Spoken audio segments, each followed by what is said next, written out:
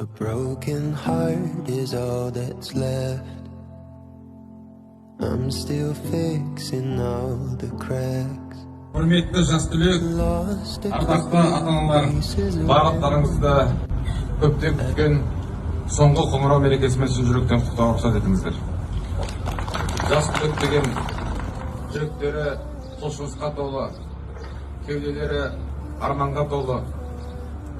Бүкіл тәжірибесін, өмірлік күш-жігерін сіздерге арнаған ұстаздарға мың алғыс айтуымыз керек.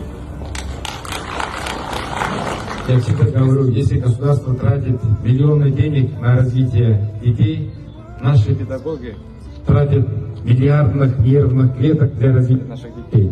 Поэтому от имени родителей, от имени наших учеников хочу поблагодарить наших педагогов за их терпение.